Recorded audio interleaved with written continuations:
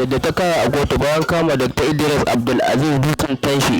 Ku kasance da mu domin ji ta bakin lauyansa, amma wannan shine farkon ziyartar ka wannan channel ta mu albarka, ka tsaya ka danna mana subscribing da alamar like inda halima kuma na share. Ma a baya akwai kalaman da shi malam yayi lokacin da yake tafsiri musamman lokacin watan Ramadan, inda yace in ya shiga cikin fitina ko cikin masifa bai neman taimakon kowa sai Allah. To wannan maganan da yake jero ta sai yace haka ma bai neman taimakon shekunai ya rike a irin wannan matsayi ma har taimakon manzo Allah ma bai so, saboda manzo Allah shi da kansa karantar da haka.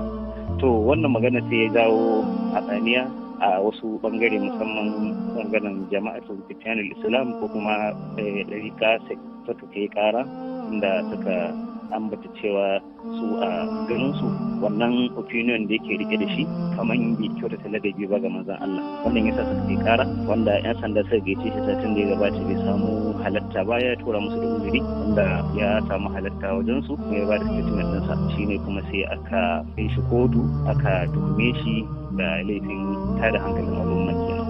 Gayyata ce aka yi ba kamo ba ne? A ba kamo shi aka yi ba, kansa ya tafi. To wannan kara kai tsaye hukumar da suka shigar. To su 'yan sandan a madadin wa suke tuhuma? Ito su 'yan sanda suna tuhuma ne a madadin nominal complainant su ne Fitiyanul Islam. To kungiya ne na bangaren ɗariƙa kenan. To kuma ba iya samun fahimta ba a gaban 'yan sanda da aka karanto wannan korafi aka dangana da kotu kenan?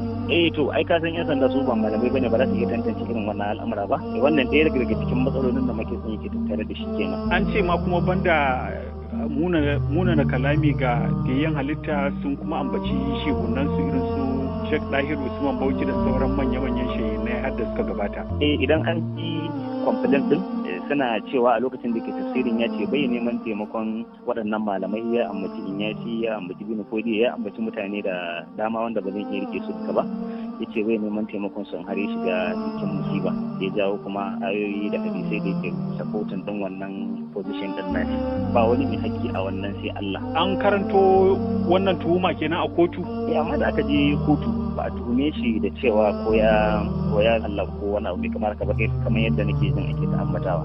Abinda hukumar 'yan sanda suka rubuta cikin FIR ɗinsu. Takardar shigar da tuhuma kenan?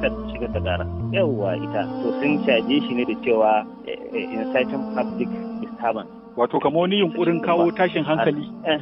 Cewa ba maganan da ya yi kamar yunkuri ne na tarin al'umma. A haka su 'yan sanda suka kalli abu. Tunda ai su ba malamai bane, ba za su iya tantance maganan da ya faɗa me implication ɗinta cikin addinin musulunci ba. Bayan an karanta shi malam an tambaye shi ko na da dalilin da zai hana a hukunta shi, sai ya ce yana da dalilin da zai hana a hukunta shi. Wannan maganan da aka faɗa cewa ya tada hankalin al'umma ba gaskiya ba ne, kuma sai aka nemi beli daga bangaren mutumin maganin na ba mu belin sa cewa ai laifi ne wanda ake iya ba da beli a kai. Sai alkali shi kuma bayan ya saurari duka bangarori sai ya daga domin yi hukunci talata. Kotu za ta sake zama domin ta ba da hukunci kan ko za ta ba da beli ko ba za ta ba da ba.